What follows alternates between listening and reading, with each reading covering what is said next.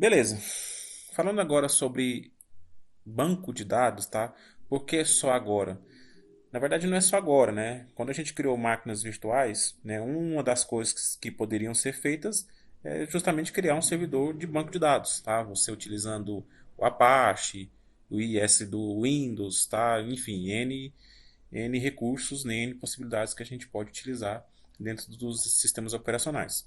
Mas ainda assim, por mais que você não queira utilizar banco de dados em VMs, tá? O Azure permite que você utilize recursos voltados a essa ideia, né, essa função de banco de dados dentro dele, tá? O que que acontece? São recursos que são gratuitos, Mentira! confia, tá? Né? Mas enfim, é tudo planejado, tá? Você tem que pesquisar muito, você tem que analisar bem se você vai querer utilizar os recursos do SQL, do banco, do SQL não, né? Banco de dados dentro do Azure, porque ele geralmente, dependendo da situação, é um serviço mais caro do que uma máquina virtual, tá? Então depende muito do que você quer. Se você precisa de um banco de dados com alta disponibilidade, enfim, N coisas, tá? O que que acontece? Tem alguns prós e contras? Sim. Vamos lá. Prós de usar uma solução em banco de dados do Azure. É voltado especificamente para isso, uma das primeiras situações, tá? Então, as configurações, todas as etapas que você fizer no banco de dados, você não vai ter que preocupar em instalar uma VM, configurar as coisas, baixar pacotes, baixar dependências, instalar a solução, testar, enfim, né? No Azure já vai trazer essas coisas tudo pronto para você. Esse é uma das vantagens, tá, de usar soluções próprias para banco de dados, tá?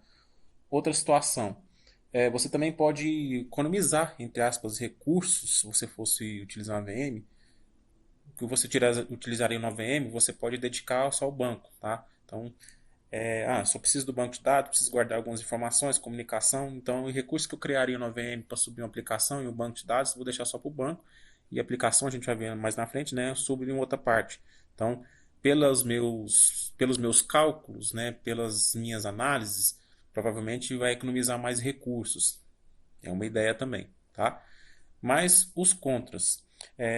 Surge uma nova atualização do banco de dados. Você não vai ter controle sobre essa atualização, tá? Se você tivesse numa VM, com o Linux, o Windows, por exemplo. Tá? Então, você vai ter que depender da atualização do próprio Azure para que o banco seja atualizado, para que os novos recursos, novas funcionalidades desse banco estejam disponíveis, tá? Então você não tem controle disso. Outra situação, como eu falei antes também, pode ser que seja mais caro, tá? A gente vai configurar alguns bancos aqui, vocês vão ter essa ideia que, ó, aparentemente, utilizando essas configurações do banco, pode ser que vai ficar mais caro do que criar uma VM, tá? Então, tem N fatores. Por exemplo, esses aqui que eu estou listando para vocês, que eu não vou ficar falando muito aqui para o vídeo não ficar muito longo, tá? Mas deixei o mais claro e o mais curto e grosso possível para a gente poder entender, tá? Beleza. Aqui no Azure, então, vocês podem ver que eu estou aqui com alguns ícones, né? Testei algumas funcionalidades de banco de dados, tá? Tem N, tá? Não vou passar por todas por enquanto, tá? Tem algumas aqui que confesso que eu ainda tenho que dar uma aprimorada para poder deixar mais claro possível, tá? Mas, enfim, vamos começar pelo menos a conhecer essa ideia de banco de dados aqui dentro do Azure, tá? São N coisas que você pode fazer dentro de banco de dados. Então, se eu digitar aqui, ó, banco de dados. Em serviços, tem uma pancada, tudo relacionado a banco de dados, tá? Em Marketplace também posso ir na loja também e adquirir algumas coisas, tá? Dentro do Azure, vamos que em todos os serviços, em questão de banco de dados, tem muita coisa, muita mesmo, tá? E sim, não é só um banco de dados específico, por exemplo, se é do Azure, então vai trabalhar com SQL Server. Não, não exatamente, tá? Ele dá muitas opções aqui. Então, ó, deixa eu mostrar aqui para vocês. Trabalha com SQL Server, trabalha com MySQL, com MariaDB, com Postgres, o Mongo, Também tem o NoSQL, né, no SQL, enfim, tem N coisas, tá? Isso aqui é disponível no Azure, tá? Para você poder utilizar. Mas se você for na loja, no Marketplace, por exemplo, aqui, ó, eu estava até pesquisando aqui no Oracle, tá? Existem Existem recursos, tá, que você pode ir no Marketplace voltado para soluções específicas, tá? Então, por exemplo, aqui Oracle Database, então, já tem, vamos clicar aqui só para vocês verem a situação. Não vamos utilizar isso por enquanto, pelo menos, né? Ó, vocês podem ver, tem planos, então, sim, tudo é pago, né? Obviamente, então, sim, eu preciso de uma coisa específica, então preciso utilizar algo específico de tal ferramenta, de tal modelo de banco de tal gerenciador, né? Modelo não, de tal gerenciador de banco de dados, enfim. Tá? Então tem vários recursos aqui, tá? Essa aqui, por exemplo, é uma máquina virtual voltada só para o Oracle mesmo, então muitas coisas já estão prontas, só precisa de configurações, tá? Enfim, N recursos que o Azure disponibiliza para trabalhar de banco de dados, não, desculpa, para trabalhar com banco de dados, ok? Vamos voltar lá para a página inicial do Azure. Nesse momento, eu vou trabalhar primeiramente com MySQL e com MariaDB, tá? Futuramente, a hora que eu tiver com mais controle sobre essas questões aqui, o SQL do Azure, o banco de dados SQL, o SQL Server, aí eu trago para vocês aqui nessas videoaulas do Azure, beleza? Ok, vamos começar então com o MySQL, tá? Beleza, vamos lá. Vamos criar aqui então. Antes de eu começar a falar criar, tá? Se você pesquisar aqui, MySQL, vai ter duas situações. Servidores de banco de dados do Azure para MySQL e servidores flexíveis do banco de dados do Azure para MySQL, tá? Esquece o primeiro. Por quê? Tanto faz se você utilizar os servidores ou flexível, quando você clicar em criar, já está até aparecendo a mensagem aqui, ó. Vou clicar aqui em criar então.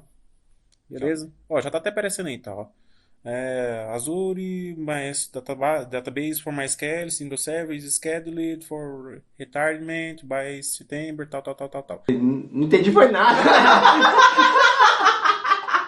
O que é isso aqui? O single server não tem mais disponível, tá? Se eu não me engano, é só para quem está utilizando, que ainda vai poder utilizar até setembro, mas não tem mais opções aqui, tá? Antigamente tinha um servidor single server aqui do MySQL. Hoje você tem que utilizar um desses dois, tá? O o que era o servidor single server, tá? Era mais voltado, assim, tinha as funções específicas, né? Para testes, até poderia para produção mesmo, mas ele era mais amarrado, por assim dizer, tá? Era uma coisa mais fechada, não tinha tanta flexibilidade para você modificar situações, tirar, acrescentar recursos, como propõe, né, um servidor flexível aqui, tá? Então, só clicar aqui em criar.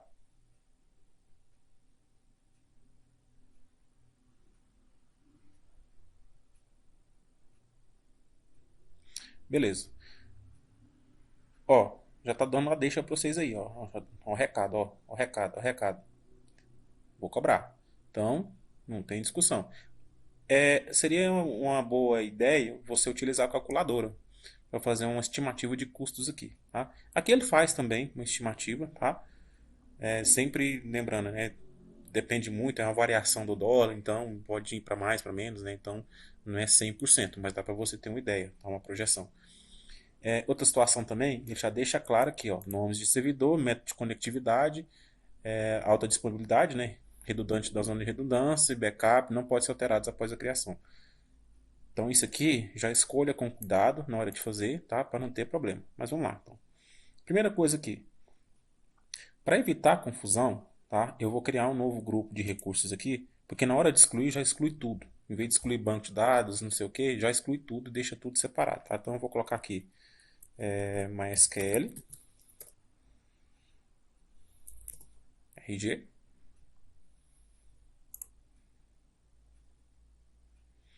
Um outro detalhe também, assim como as VMs também, há recursos que estão ou não disponíveis, né, desculpa, de acordo com a região, tá? Então, importante escolher bem, tá? É importante pesquisar na documentação da Azure se o recurso que você precisa está disponível na região que você pretende utilizar, ok?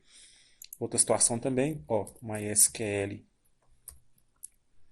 menos server, esse nome não vai estar disponível, tá? Então, alguns nomes que geralmente a gente usa, né, quando está numa máquina de teste, numa VM nossa mesmo, alguns aqui ele não permite, tá? Então, eu vou colocar aqui MySQLDB, melhor, new MySQL server. Vamos ver se esse vai estar disponível. Isso, beleza, ok. A região eu vou colocar aqui que a gente continua utilizando constante nesses vídeos, né? Aqui no Brasil mesmo, sul do Brasil. E você tem que escolher a versão, tá? O ideal é manter a versão mais recente, ok? Ok, aqui começa então algumas configurações que a gente tem que ter atenção, tá?